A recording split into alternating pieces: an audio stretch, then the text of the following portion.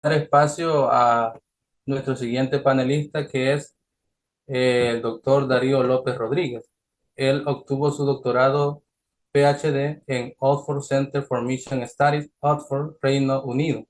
Fue presidente del Concilio Nacional Evangélico del Perú, CONEP, en varios periodos. Es miembro de la Fraternidad Teológica Latinoamericana, profesor de varias instituciones de educación teológica en Estados Unidos, América Latina y el Caribe de habla hispana. Ha sido miembro del Consejo Directivo de la Sociedad Bíblica Peruana.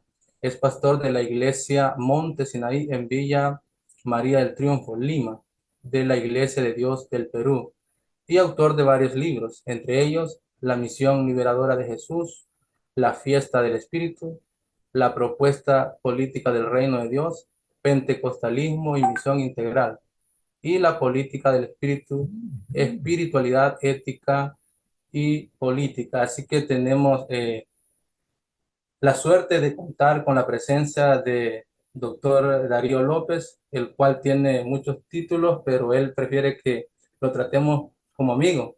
En vez de decirle doctor, él prefiere que lo llamemos pata, y eso me encanta, esa característica de él, que es muy cercano a las personas, muy amigo. Y con él vamos a escuchar el tema, el papel del pentecostalismo en la sociedad y la política. Así que dejo el espacio para el doctor Darío López.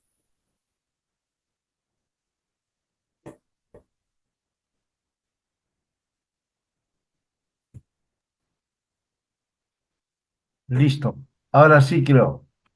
Sí, Muchas gracias a ustedes por esta invitación, de manera especial a Gerson, por haber provocado este diálogo que me parece a mí muy importante. Y comienzo con la última frase que puso Edgar en la pantalla. Los wesleyanos pensamos y dejamos pensar. Y de eso es que se trata mi participación, que nosotros, los pentecostales de naturaleza wesleyana, pensamos y dejamos pensar. Me han pedido que hable un momentito sobre el papel del pentecostalismo en la sociedad y en la política. El título ya plantea varias preguntas. ¿Tiene el pentecostalismo o tienen los pentecostalismos un papel singular, específico en la sociedad y en la política? Y si lo tienen, ¿cuál ha sido ese papel? ¿Cómo ha sido la presencia pública del movimiento pentecostal en los distintos lugares en los que se asentó? Si uno examina con cuidado lo que los investigadores de los movimientos religiosos dicen o de los movimientos sociales, buena parte de ellos va a acentuar que el pentecostal promedio es pasivo, indiferente frente a los problemas sociales y políticos de los lugares en los que se encuentra. Que difícilmente un pentecostal promedio estaría inserto en los procesos sociales y políticos y menos aún ejercería su ciudadanía de manera plena y responsable. Y aquí viene un primer problema que a mí me gustaría expresarlo. En la autoimagen y en la autocomprensión que el pentecostal y el movimiento pentecostal tiene de sí mismo. ¿Cómo se ve? Es probable que la mayoría de los pentecostales se vean simplemente como un movimiento religioso y nada más que eso. Y que les cuesta aceptar que no solamente son un movimiento religioso, sino un sujeto religioso, con nombre propio, con una identidad precisa y con un papel específico en el lugar en el que se encuentra. Pero es más difícil todavía encontrar a pentecostales, a iglesias pentecostales que se vean también como sujetos sociales y como sujetos políticos. Y tal vez esta deficiencia indica o subraya por qué la mayoría de los pentecostales son apáticos en cuanto a aquello que no tiene que ver con lo que califican como religioso. Y es muy importante esto porque en el imaginario social de las personas no vinculadas a las iglesias evangélicas y de manera particular al pentecostalismo, los evangélicos son vistos como personas que no tienen ninguna contribución o su contribución es poco significativa a la transformación social y política de nuestros países. Y yo creo que en parte esto es cierto, pero por otro lado no necesariamente. Y acá habría que pensar que el movimiento pentecostal no es uniforme u homogéneo en toda América Latina. E incluso en cada país de América Latina tampoco. Este, he leído ahí que no se escucha, dígame si no se escucha, queridos hermanos. Gerson, Sí, se le escucha, pastor. allá, Lupita Portillo puso ahí, no se escucha. Bueno, le decía eh, que es importante que nosotros podamos captar lo que otros están diciendo acerca de nosotros.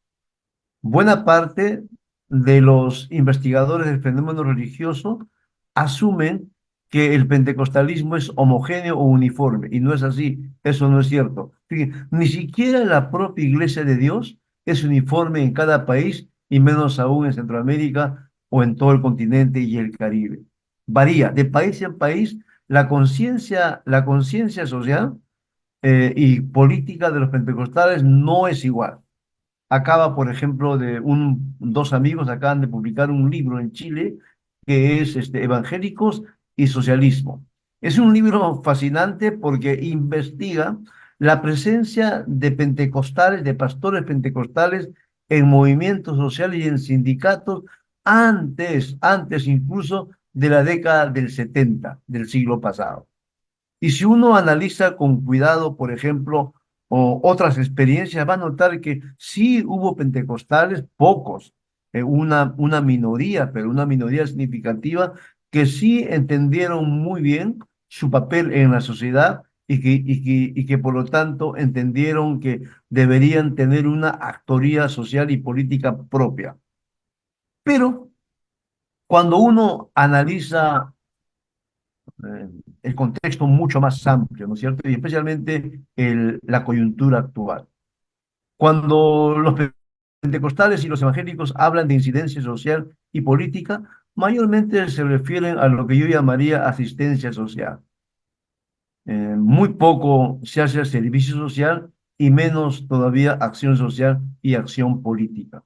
Porque para ello uno tendría que insertarse en los movimientos sociales y en los partidos políticos. No estoy diciendo que las iglesias, sino los creyentes en tantos ciudadanos. Lo que últimamente hay en los países de América Latina, no solamente en el mundo pentecostal, sino en el evangélico en general, es lo que yo llamo cabildeo político. Es decir, los evangélicos y los pentecostales, entre ellos, que participan en la vida pública porque quieren incidir en las políticas públicas de acuerdo a sus creencias y parten de la idea de que las creencias se imponen desde arriba. Yo no estoy hablando de ninguna manera de esto.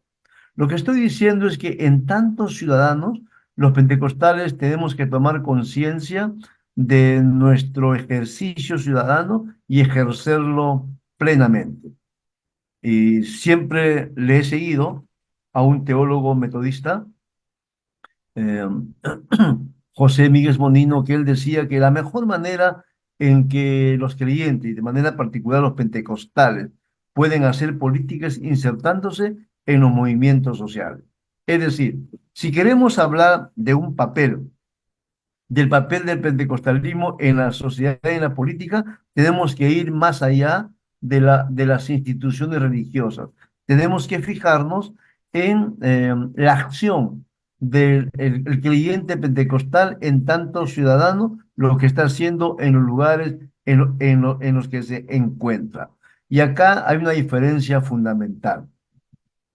Yo no soy de aquellos que dirían que las iglesias en tanto instituciones tienen que meterse a la vida política del país. Lo que sí diría es que el movimiento pentecostal o los pentecostalismos no pueden quedarse callados o en silencio cuando está en peligro la justicia, el derecho, la vida, el cuidado del medio ambiente. Tienen que hablar.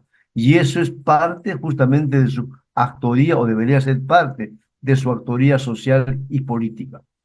Lo que yo insisto siempre es que el creyente, en tanto ciudadano y ejerciendo su pleno derecho ciudadano, está llamado, si tiene vocación para ello, a insertarse en los movimientos sociales y en los partidos políticos.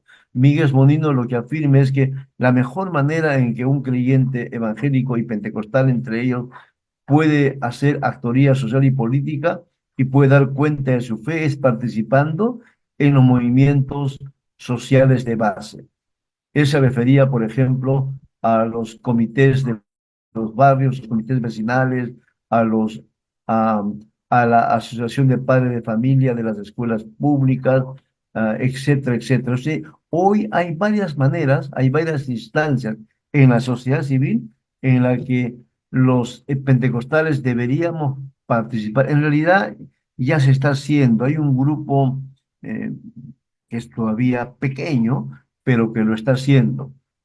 Por ejemplo, la ministra, una de las ministras del presidente Lula en Brasil, es de la Asamblea de Dios del noroeste brasileño, es descendencia afro-brasileña y es de la Asamblea de Dios.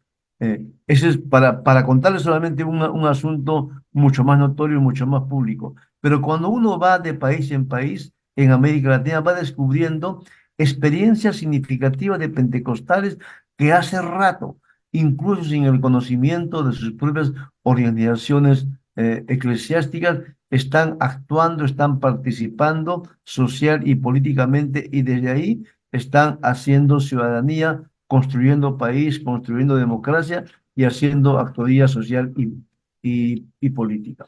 Entonces, lo primero es preguntarse cuál es el papel nuestro. O sea, por un lado, cómo nos ven los que no comparten nuestra fe y generalmente nos van a ver como personas que no estamos haciendo nada por la construcción de un país diferente. Y cómo nos vemos también nosotros. Pero además también entender que hoy hay un grupo bastante importante de evangélicos y entre ellos pentecostales que están en la esfera pública, pero no para construir país, no para el bien común, sino para imponer sus creencias religiosas sobre otros. Y yo creo que eso no está bien, porque para eso uno no va a la vida pública, uno va a la vida pública para defender el derecho de todos, para afirmar la justicia y justicia para todos, igualdad de oportunidad para todos. Uno va a la vida pública o a la esfera pública o al terreno público para construir un país de iguales, un país de todos y para todos, una patria diferente a la que tenemos. Si los pentecostales entendemos eso, estaremos haciendo caso a nuestra propia fe, porque como bien lo ha resaltado Edgar, nuestra propia fe no es una fe que se vive hacia adentro, sino es una fe que desde adentro nos convoca a vivir también hacia afuera, sin hacer ningún tipo de dicotomía. Es decir, si yo como pentecostal creo que el Espíritu Santo es un espíritu que libera y que transforma no solamente personas, sino estructuras, entonces tengo que entender que mi vocación en la historia es seguir la ruta del Espíritu, que es justamente transformar todas aquellas situaciones de injusticia que no caben dentro de la lógica de la vida, que es la puesta final del reino de Dios y su justicia. Y entonces participar activamente en todas aquellas instancias en las que se promueve la vida, la justicia, el derecho, el cuidado de la casa común, la defensa de los vulnerables, etcétera, etcétera. Entonces, es un tema bastante largo hablar del papel del pentecostalismo en la sociedad y en la política. Creo que tiene un papel, pero creo que tiene que cambiar en su autocomprensión y en su autoimagen. Ya no debe verse más únicamente como un sujeto religioso, sino como un sujeto social y político. Los mismos investigadores no creyentes, no cristianos, están diciendo eso, que finalmente lo que somos, así no querramos aceptarlo, es que somos un sujeto social y político. Los grandes cambios que produce la conversión en persona y en familia ya indican eso, pero también la presencia de mujeres pentecostales en organizaciones sociales de mujeres indica también eso, que están entendiendo que su fe no se circunscribe al templo, sino que su fe va más allá del templo, va a atender al prójimo que no tiene que comer, al prójimo que lucha cada día por sobrevivir en un mundo injusto y que además también se preocupa por qué comerá el prójimo el día de mañana.